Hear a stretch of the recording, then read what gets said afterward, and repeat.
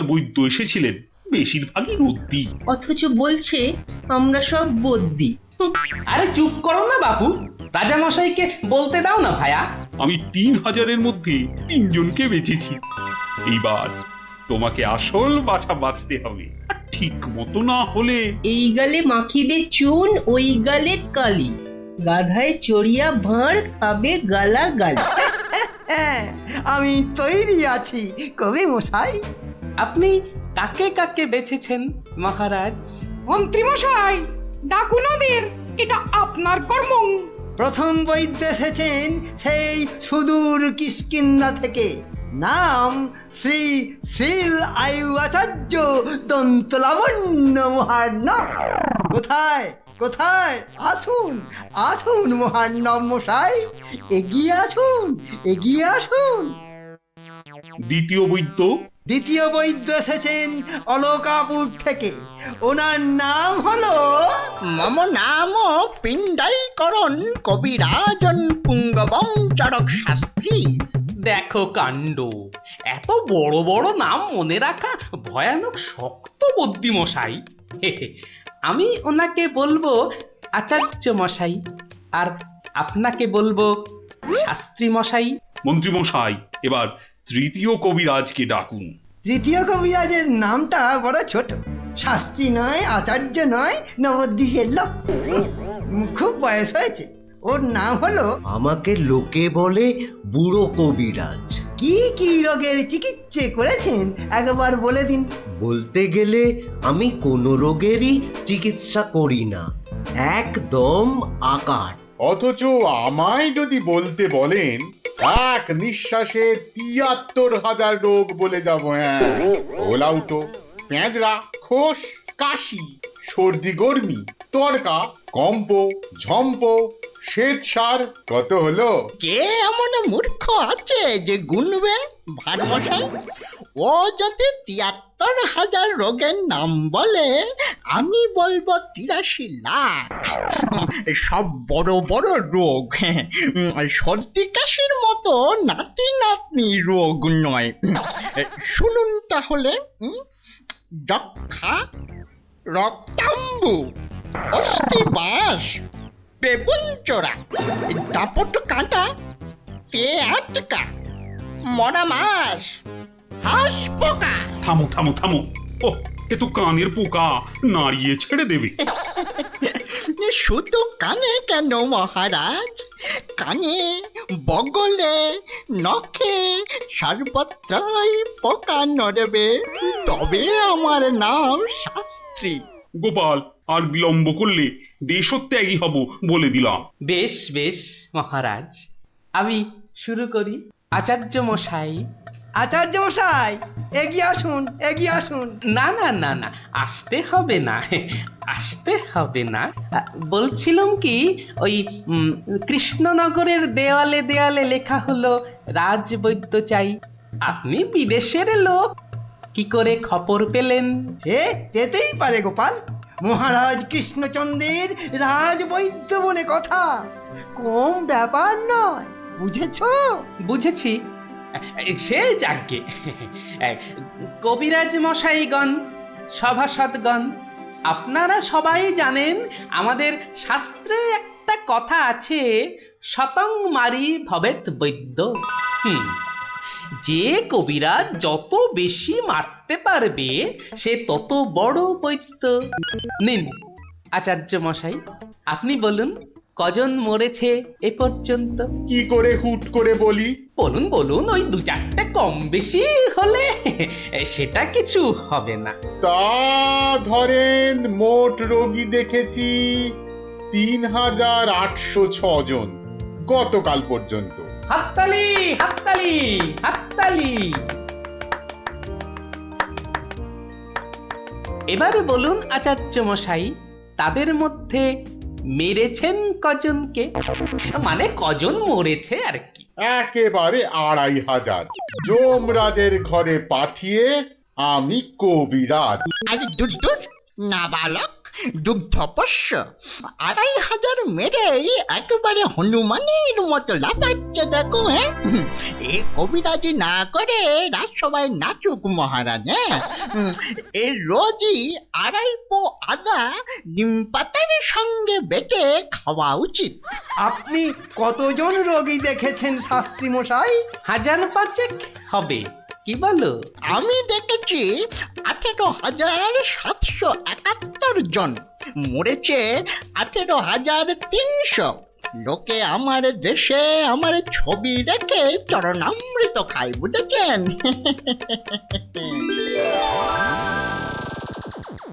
বুঝলেন তো? একবার দুজন সৈনিক দৌড়াতে দৌড়াতে এসে থামলো, খবর এনেছে ওরা। তা আমি শক্তি বাড়াবার জন্য একটু শরবত দিলাম। ওরা খেলো? খেলো, ফুলে গেল, পটাং করে ফেটে মরে গেল।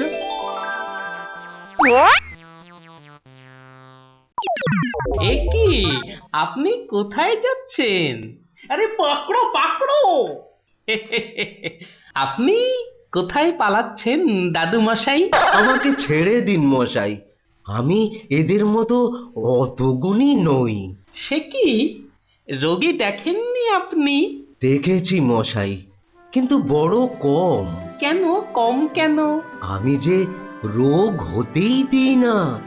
আমার গুরু আমায় শিখিয়েছেন, রোগের কারণগুলো নষ্ট করে দিলে রোগই হবে না। আমি যে তাই করি। কত রোগী এতদিন দেখেছেন কবিরাজ মশাই?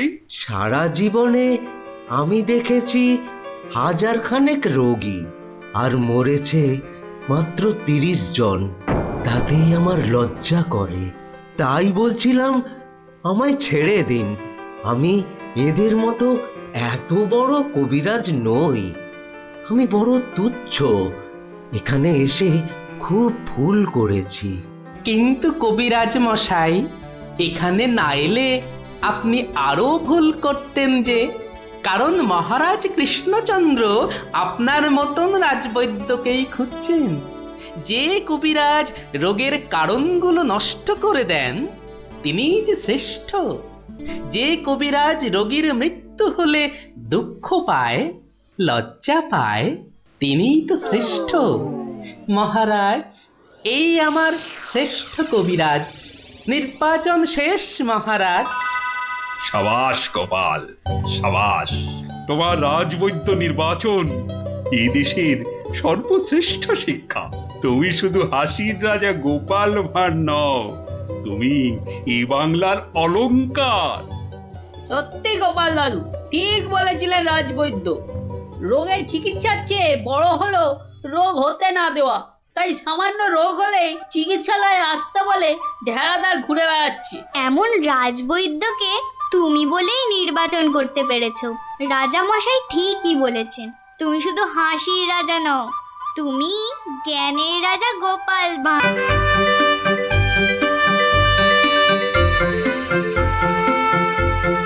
নবদ্বীপ বৈকুণ্ঠের হর্তা কর্তা বিধাতা, দণ্ডমুণ্ডের কর্তা, যার শাসনে বাঘে গরুতে এক ঘাটে জল খায়, সেই মহারাজ প্রভু কৃষ্ণচন্দ্র বাহাদুর সভায় আসছে। জয় জয় মহারাজ কৃষ্ণচন্দ্রের জয়। জয় জয় মহারাজ কৃষ্ণচন্দ্রের জয়। প্রভাতে রাজার মুখ যেই জন দেখে, তার ভাগ্যে ভাগ্যদেবী ভালো কথা লেখে। রাজা যেন গগন সূর্য, বৈকুণ্ঠ ঈশ্বর, তার সঙ্গে পাল্লা দিতে কে খায় ঠক্কর? হয়েছে হয়েছে, রোজ রোজ এত তেল ঢাললে পিছলে পড়ে যাও যে। যাকে সবার কাজ শুরু হোক। মন্ত্রী, সবার কাজ শুরু করার আগে একটু জ্যোতিষ মশাইয়ের একটা কথা শুনে নিন রাজা মশাই। যা কলা, সভায় বসতে না বসতেই জ্যোতিষী মশাইয়ের কাছে কুস্তি পড়ার ভাল লাগে না। এমন কথা মুখে আনবেন না যজমান।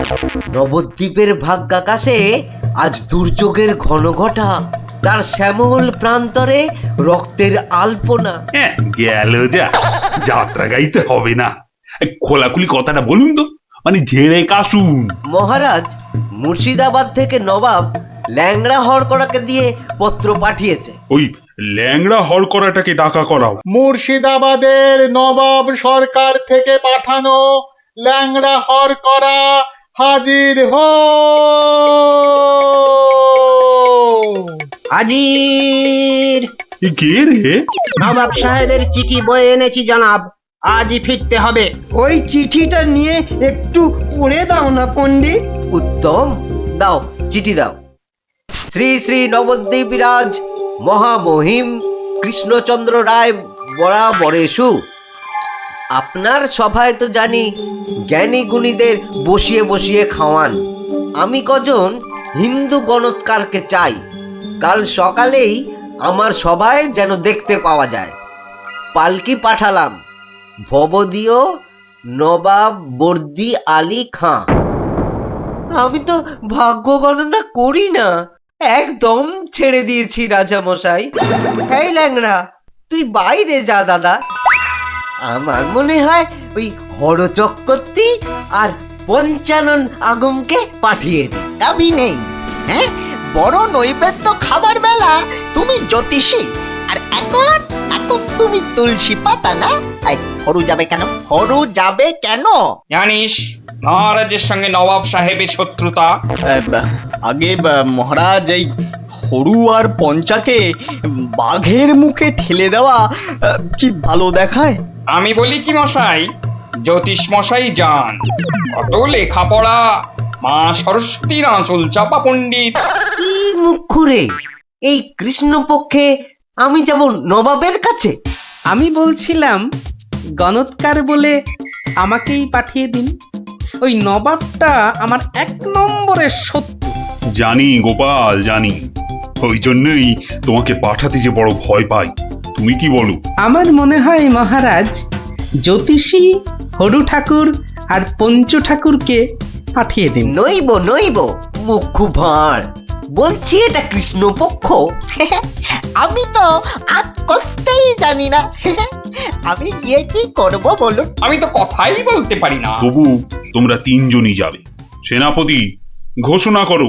মহারাজ ঠিক করেছেন, মুর্শিদাবাদের নবাবের সভায় কাল যে 3 জন গণৎকার উপস্থিত হবেন তারা হলো এই জ্যোতিষী মশাই ও হরু ঠাকুর আর পঞ্চা ঠাকুর। ব্যাস, হাকিম নড়বে, তবু হুকুম নড়বে না।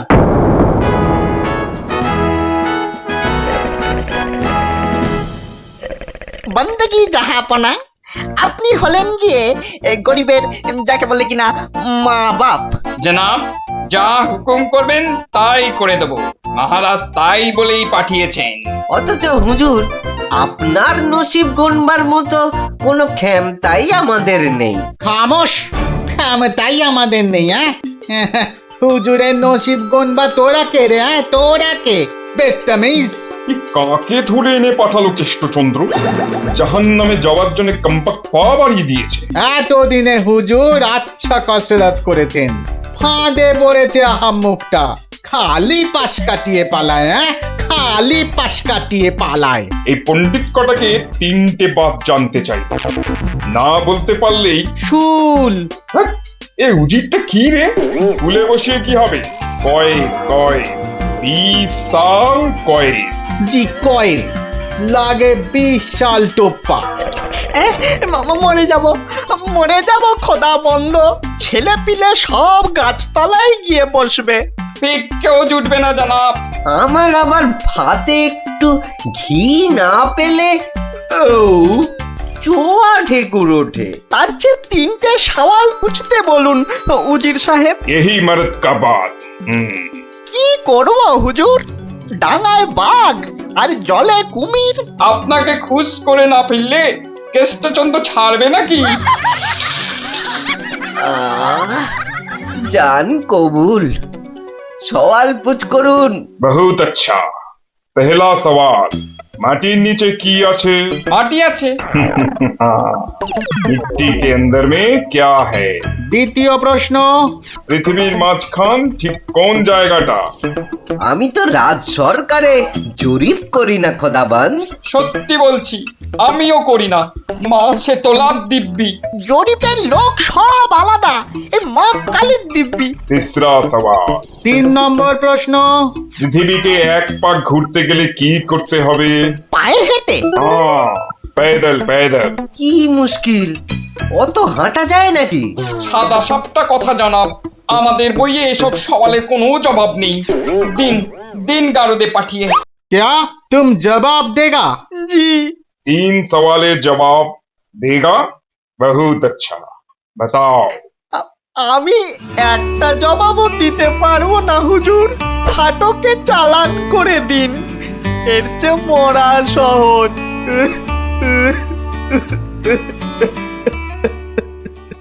অসম্ভব, অসম্ভব। মন্ত্রী, এই যে মহারাজ, এই যে মহারাজ, বলি থাকো কোথায়? আমি তো আপনার পাশে পাশেই থাকি মহারাজ। প্যাকাটি কোথাকার, এত বড় একটা কাণ্ড হয়ে গেল, তবু হুঁশ নেই।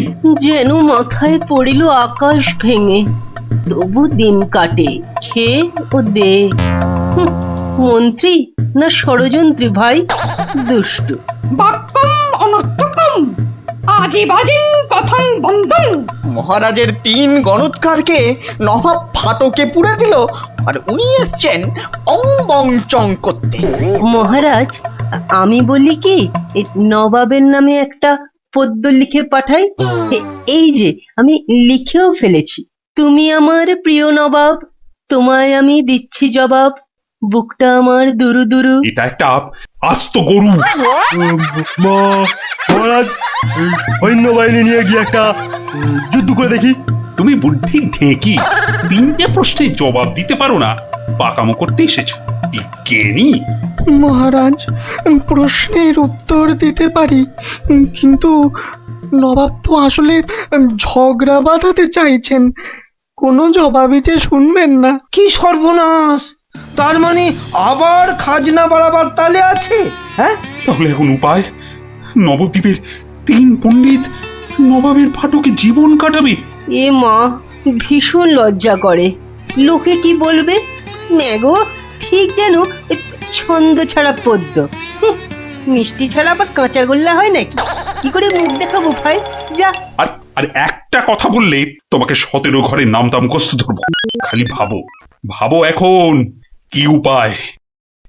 আমি বলছিলাম একটাই উপায় আছে মহারাজ।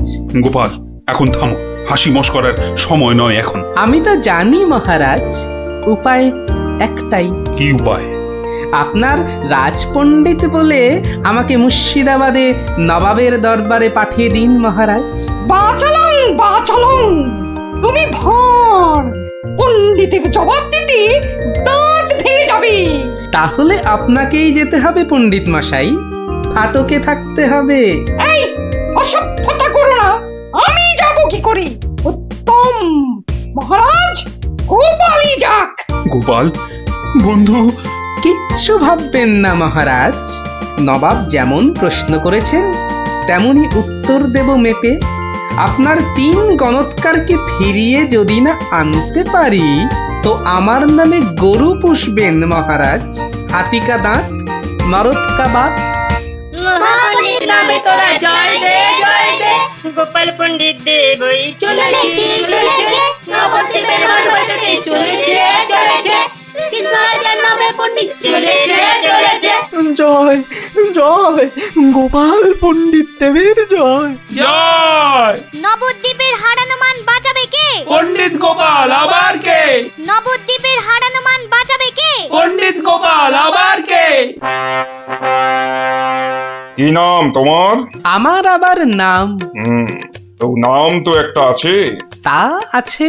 সেটাই বলো না।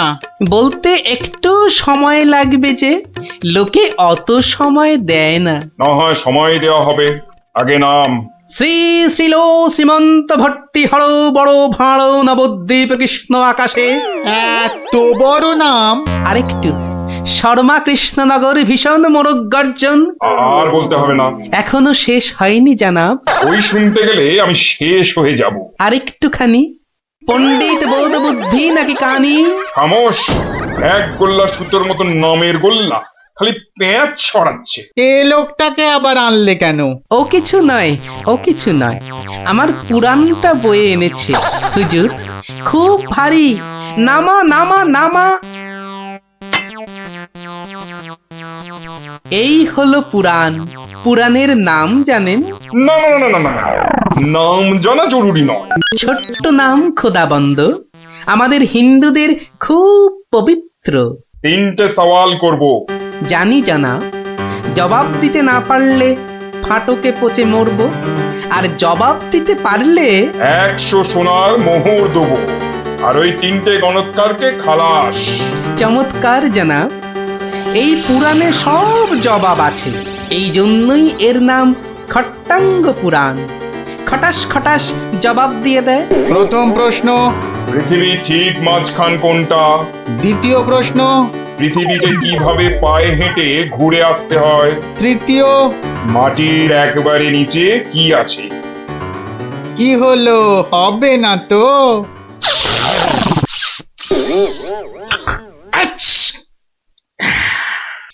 জানাব, একটু ওইখানে গিয়ে দাঁড়ান একবার। বাদিকে বাদিকে, আরে আরেকটু ডান পাশ সরে। এবার পিছিয়ে যান, পিছিয়ে। এবার এক পা এগিয়ে আসুন, আসুন আসুন। একেবারে পাক্কা হয়েছে, পাক্কা। ওই পৃথিবীর ঠিক মাঝখান।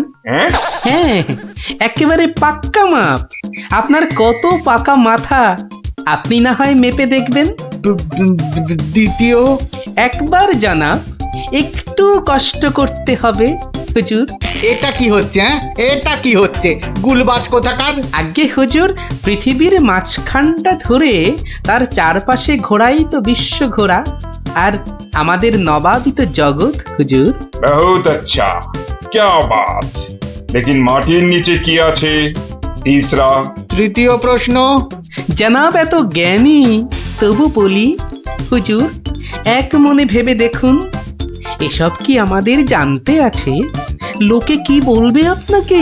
মানে আমরা হিন্দুরা মারা যাবার পর আমাদের পোড়ানো হয়, ধোঁয়া হয়ে আকাশে চলে যাই, তাই আকাশটা জানি। আপনাদের কবর দেওয়া হয় মাটির নিচে, আপনাদের কত গুপ্ত লুকানো জিনিস সেখানে, ওখানে নজর দিয়ে বলতে পারি কি কি আছে জানাব, মরে গেলেও বলবো না। ঠিক বলেছ, মাটির নিচে কি আছে তা তুমি জানবে কেমন করে? জয় পণ্ডিত, তোমারই জিত, তোমারই জিত। আমার জয় কি বলছেন জানাব? আমরা বলবো জয় খট্টাঙ্গ পুরাণের জয়, জয় নবাব আলীবর্দীর জয়, জয় নবদ্বীপের জয়। আমার প্রিয় সভাসদগণ, আজ আমি বড়ই আনন্দিত। গোপাল গোপাল তার বুদ্ধিতে নবদ্বীপের সম্মান রক্ষা করেছে। সে আমার ভার নয়, আমার আমার বন্ধু, আমার রাজসভার অলংকার। কিন্তু কিন্তু কি করে গোপাল সব প্রশ্নের উত্তর দিল মহারাজ? মহা আশ্চর্যের ব্যাপার। সত্যি, শুধু সওয়াল জবাব নয়, আমাদের 3 পণ্ডিতকে ফাটক থেকে মুক্ত করে আনলো কিভাবে? নিশ্চয়ই শাস্ত্রের পাতায় লেখা আছে, নামটা মনে পড়ছে না। কি গোপাল, মানে কোন শাস্ত্রে লেখা আছে? মহারাজ, এক অতি প্রাচীন পুরাণে লেখা আছে। এই হলো পুরাণ মহারাজ। বলেছিলাম পুঁথিতে লেখা আছে, পুরাণের নামটাই খালি মনে পড়ছে না। আমি বলছি পণ্ডিত মশাই, এই পুরাণ হলো খট্টাঙ্গ পুরাণ।